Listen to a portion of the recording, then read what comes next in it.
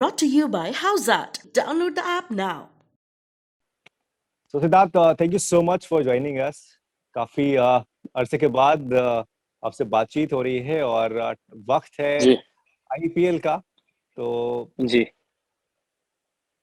हैदराबाद की टीम से आप जुड़े रहे हैं, लेकिन इस बार जो है आप किधर देख रहे हैं? मतलब आप आपकी क्या प्लानिंग है? आपके दिमाग में क्या चल रहा है इस बार आईपीएल को लेके? क्योंकि दो नई टीम्स भी ऐड ऑन हुई हैं, अहमदाबाद और लखनऊ।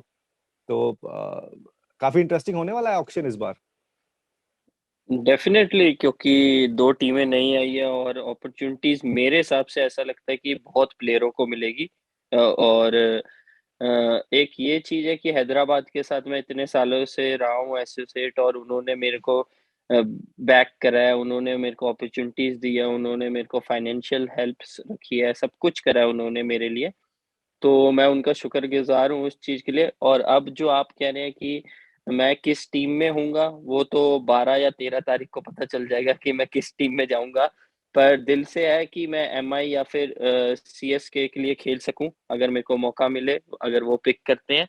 वरना जो भी टीम आएगी, जैसे मैं सनराइज़र के लिए 110% देता आया हूँ, वैसे ही इस टीम के लिए कर रहा हूँ, क्योंकि मेरा जो एक कहेंगे कि पावर पावर बैंक एक टाइप से जो चीज़ है, जो मेरा एस्पेक्ट है और जो मेरी थिंकिंग रहती है, वो हमेशा यही रहती है कि कोई भी टीम के लिए खेलूँ, चाहे मैं क्लब क्रिकेट खेलूँ या आईपीएल खेलूँ या इंडियन टीम खेलूँ या फिर मैं अपने पंजाब के लिए खेलूँ, पंजाब रणजी टीम के लिए खेलूँ, तो मैं अपना 110% दूँ।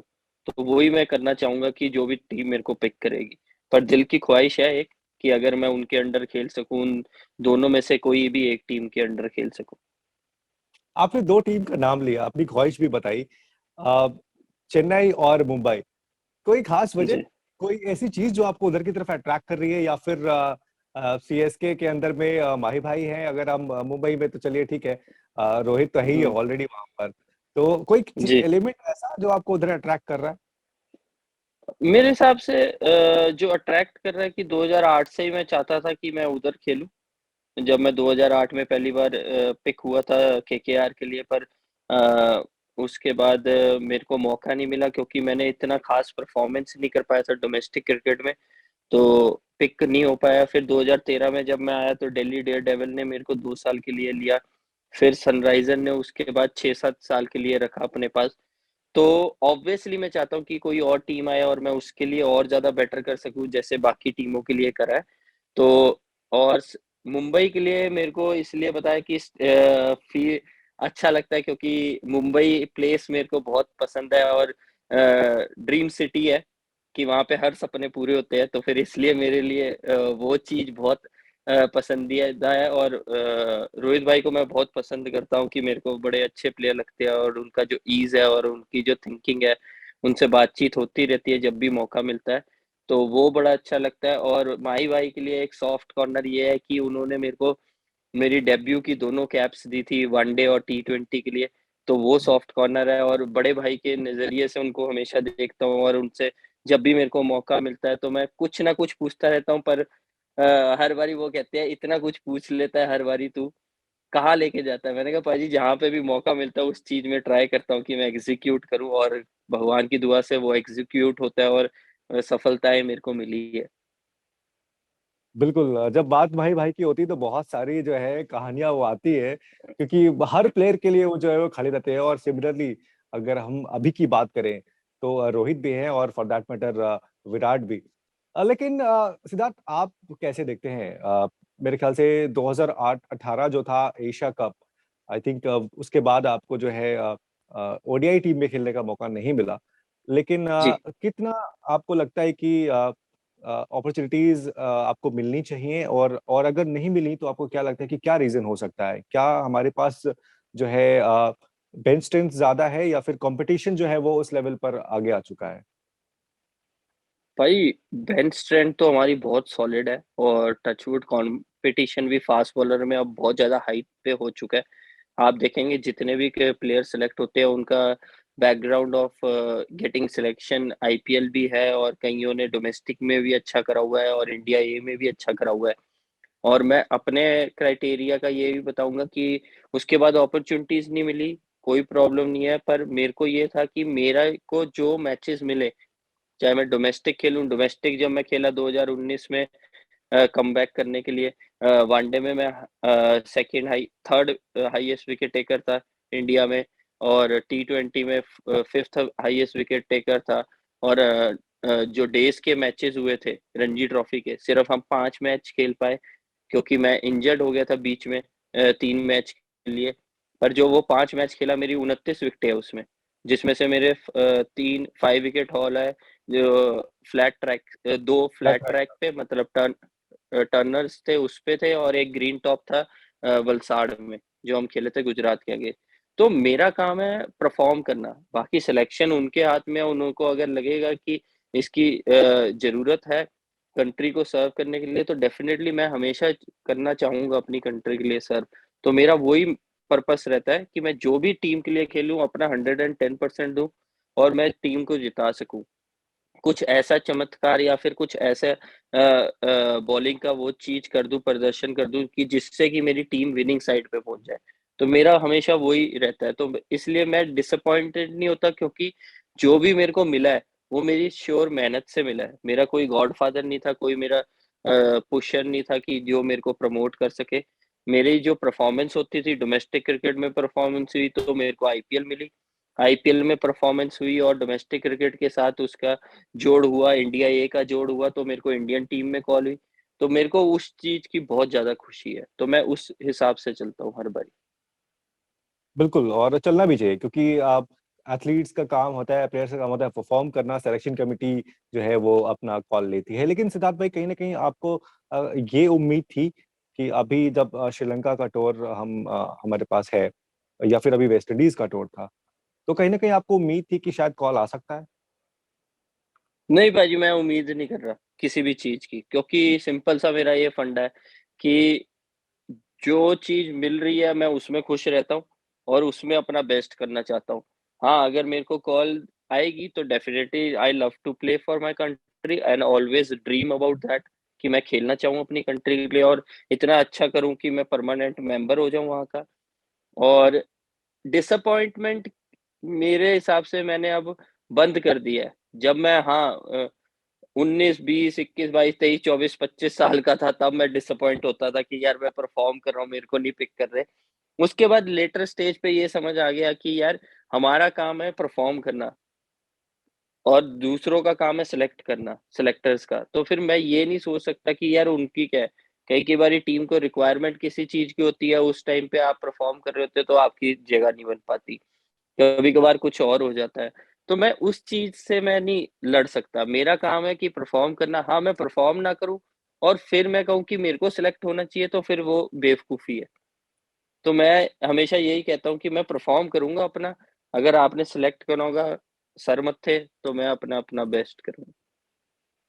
बिल्कुल। और लेकिन अगर ओवरऑल देखा जाए सिद्धार्थ भाई, तो पिछले 2 साल में इतना ज़्यादा डोमेस्टिक क्रिकेट हुआ नहीं है। पहला साल तो बिल्कुल भी नहीं जी, हुआ था। इस साल भी कोशिश की जा रही थी कि डोमेस्टिक सर्किट हो। आधा कुछ हुआ भी था, फिर पोस्टपोन हो गया, अब फिर शुरुआत होने वाली है रणजी ट्रॉफी की अगर जी, हम बात करें। जी। लेकिन ऐसे में डोमेस्टिक सर्किट के प्लेयर्स को जज करना सिलेक्टर्स के लिए कितना मुश्किल हो जाता है? आपको लगता है कि शायद जो है पिछला जो हमारा परफॉर्मेंस था उसको भी नज़र में रखना चाहिए? डेफ़िनेटली मेरे हिसाब से domestic cricket is vital role है, क्योंकि उसके कारण ही प्लेयर्स इमर्ज होते हैं, उसके कारण ही उनकी मैच्योरिटी आती है। जितने भी लेजेंड्स हो चुके हैं वो डोमेस्टिक क्रिकेट इतने ज़्यादा खेल के गए हैं, तभी वो इंटरनेशनल क्रिकेट में सक्सीड हो रहे हैं। तो मेरे हिसाब से domestic cricket is vital role for getting chances for the youngsters, और जो मैच्योर प्लेयर्स हैं उनको अपॉर्च्युनिटीज़ है बड़े स्टेज पे जाने के लिए, जैसे आईपीएल होगी, इंडिया ए होगी, फिर इंटरनेशनल क्रिकेट होगी। तो मेरे हिसाब से डोमेस्टिक क्रिकेट खेलना और खिलाना बहुत ज़रूरी है। और जो आप कह रहे हैं, जो कोविड सिचुएशन में नहीं हो पाई, पर वनडे और टी20 होती रही है, वो पूरा बिल्कुल। सर्किट हुआ है। डेज़ क्रिकेट नहीं हुई, ऑब्वियसली 2019 में हुई थी, अब फिर दोबारा स्टार्ट हो रही है। उस टाइम के लिए इतना टाइम भी नहीं था और इतनी प्रिकॉशंस नहीं थी कई चीज़ों की, जो अब बेटर हो चुकी है। जैसे वैक्सीनेटेड हो चुके हैं सारे और अब सिचुएशन डाउन आ रही है कोविड की, तो वो सारी चीज़ें कम हो चुकी थी, उस टाइम पे पीक था। तो फिर जो छोटे फॉर्मेट्स हो सकते थे जितने, वो उन्होंने बीसीसीआई ने करा और उसके बाद उन्होंने हमें जितने भी डोमेस्टिक के प्लेयर हैं उनको लमसम मिला, पैसे मिले, वो बहुत अच्छी चीज़ करी। तो मतलब मेरे हिसाब से एज़ एन बीसीसीआई अपना पूरा बेस्ट दे रहा है, अब प्लेयर्स भी अपना बेस्ट दे रहे हैं, तो हम जो सिचुएशंस है उस चीज़ को मद्देनज़र ना रख के अपना बेस्ट दे फुट फॉरवर्ड करें और अपना बेस्ट अपॉर्च्युनिटीज़ ग्रैब करें। बिल्कुल। आखिरी के कुछ सवाल सिद्धार्थ भाई। अ, विराट कोहली ने पहले टी20, फिर उसके बाद ओडीआई और अब टेस्ट की कप्तानी, तीनों से वो दूर हो गए हैं, बल्लेबाजी पे ध्यान रखना चाहते हैं। आपने उनको भी उनके उनके साथ भी खेला हुआ है, उनकी कप्तानी में भी खेला हुआ है। अब रोहित शर्मा ओडीआई और टी20 के कप्तान है। टेस्ट का बनना ऑलमोस्ट तय है, लेकिन अभी ऑफिशियल नहीं हुआ है, बाकी है। जी, आप कैसे देखते हैं इन जी। दोनों प्लेयर्स को एज ए कैप्टन और एज एन प्लेयर? दोनों बेस्ट है अपने हर रोल में, क्योंकि विराट ने प्रूव कर चुका है। उसने जो कप्तानी का आप देख सकते हैं, उसका स्टैट्स जो देखेंगे आउटस्टैंडिंग है। ऑब्वियसली कि मेजर टूर्नामेंट नहीं जीत पाए पर हम क्रिटिसाइज़ नहीं कर सकते, क्योंकि मेरा मानना यही रहता है कि हमारे देश के लिए इतने करोड़ों में वो 15 लोग सेलेक्ट होते हैं। तो वो 15 लोगों को अगर हम उनकी हार-जीत से डिसाइड करें, तो वो मेरे हिसाब से बेवकूफ़ी है। क्योंकि हर बंदा चाहता है कि अपने देश को जिताए। अगर हमारा देश को जीतना है, तो हमें साथ में रहना है और साथ में एक चीज़ ये रखनी है कि यार हार जाए कोई बात नहीं, हम उन्होंने अपना 110% दिया, तो हम उसको सपोर्ट देंगे। सेम चीज़ है कि अगर आपका बच्चा अगर कोई क्लास में फेल हो जाए, तो आप ये थोड़ी कहोगे कि यार तेरे को धक्का देके बाहर निकाल दूँगा। वो थोड़ी करोगे, आप ये करोगे कि कोई बात नहीं, आप ट्यूशन लगाओगे, उसकी और कुछ हेल्प करोगे जिससे कि वो नेक्स्ट उसी क्लास में और बेटर हो सके। तो वैसे ही हमारे सारे जितने भी खिलाड़ी, मैं खुद और जो बाकी खिलाड़ी इस सिचुएशन से जाते हैं, कई-कई बारी अच्छे प्लेयर भी परफ़ॉर्म नहीं कर पाते, कभी-कभार ओके प्लेयर आउटस्टैंडिंग परफ़ॉर्म कर जाते हैं। जिनका आप नाम नहीं लेते पर फिर भी वो आप देखते हो, अरे वाह! यार ये बड़ा तगड़ा कर गया। तो पर हमें उस चीज़ को ये मद्देनज़र रख के करना है कि यार अगर हमने मेजर टूर्नामेंट नहीं जीते पर उसकी इतनी ज़्यादा इम्पैक्ट थी, उसने पूरा चेंज कर दिया क्रिकेट को। फ़िटनेस में वो ले आया, फ़ास्ट बॉलर की थिंकिंग चेंज हो गई। हमारे हिंदुस्तान में पहले फ़ास्ट बॉलर्स को नहीं मानते बिल्कुल। थे, वो ले आया। अब हम जब फ़ास्ट विकेट पे हम जब खेलते हैं, हमारे बैट्समैन वो छक्के, पुल्ले हर चीज़ मारते हैं। तो मतलब वो चीज़ उसने चेंज लेके आई। तो फिर उस चीज़ को मेरे हिसाब से उसके लिए ये नहीं कहना चाहिए कि यार उसने ये छोड़ दिया, वो छोड़ दिया। ये देखिए उन्होंने देश के लिए क्या करा है और कितनी बड़ी-बड़ी चीज़ें करी है।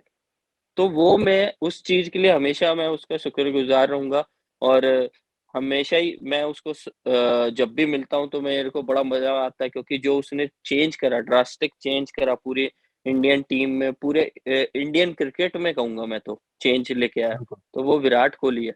अब रोहित भाई उस चीज़ में अब जो कप्तानी उनको मिली है, डेफ़िनेटली वो अपना बेस्ट करेंगे, क्योंकि उनका एक्सपीरियंस ऑफ आईपीएल, उनका एक्सपीरियंस ऑफ डोमेस्टिक क्रिकेट में जब वो कप्तान थे, तो वो चीज़ को वो अपने हिसाब से करेंगे और वो भी बेस्ट करेंगे, क्योंकि मेरे को ऐसा बिलीव है कि जो भी कप्तान बनता है दूसरे के बाद, तो वो टीम का सेकंड बेस्ट बंदा होता है जिसके माइंड फ्रेम बहुत तगड़ा होता है। माही भाई के बाद माइंड फ्रेम, माही भाई को लगा कि विराट को सँभालना चाहिए, तो विराट को मिली। विराट के बाद रोहित भैया थे, तो रोहित भैया के बाद कोई और भी आएगा। तो मतलब माइंड फ्रेम उसका पता चलता है कि टीम एनवायरनमेंट में रह के कि कौन बंदा अच्छे एग्ज़ीक्यूट प्लान करवा सकता है टीम के साथ मिलके। तो वो चीज़ है। बिल्कुल। एक आखिरी सवाल सिद्धार्थ भाई। अंडर 19 वर्ल्ड कप चल रहा है और हमारा मुकाबला कल जो है वो है जी, इंग्लैंड के साथ। पांचवा मौका है अगर जी। अब जीतते हैं तो। आप कैसे देखते हैं? तो हमने देखा 2018 में हमने जीता, उसके पहले जीता, विराट कोहली ने जीता, उन्मुक्त चंद ने जीता कई बारी, लेकिन इस बार यश धुल की कप्तानी में भारतीय टीम खेल रही है। जी। तो डेफ़िनेटली हम जीतेंगे, कोई दो राय नहीं होनी चाहिए। मैं तो अपनी टीम को पूरा सपोर्ट करूँगा, क्योंकि मैं खुद भी उस दौर से गुज़रा हूँ 2008 में जब हम जीते, तो बहुत अच्छी अपॉर्च्युनिटीज़ मिली और बहुत अच्छा कप्तान था हमारा विराट, उसके साथ खेला। तो बहुत चीज़ें यादगार थी उस टाइम पे और डेफ़िनेटली मैं ये कहूँगा कि प्रेशर लेने की जरूरत नहीं है, फाइनल है, it's a game, you have to play and you have to win for your country. और जो हमेशा जैसे सेमीफाइनल तक लेते आया है, एक टीम यूनिट की तरह, जैसे बैट्समैन ने नहीं अगर करा तो मिडिल ऑर्डर ने रन कर दिए, फिर लोअर ऑर्डर ने रन कर दिए, वो मिल जोड़ जब तक चलता रहेगा तब तक टीम जीतती रहती है। उसमें से कभी 19-21 हो जाए तो तब हार जाते हैं हम, पर मेरे को ऐसा लगता है ये टीम बड़ी सॉलिड है और डेफिनेटली ये कप लेके आएगी। जरूर।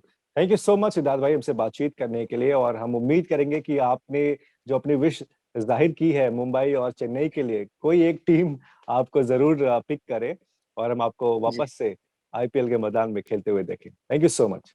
डेफिनेटली। थैंक यू भाई।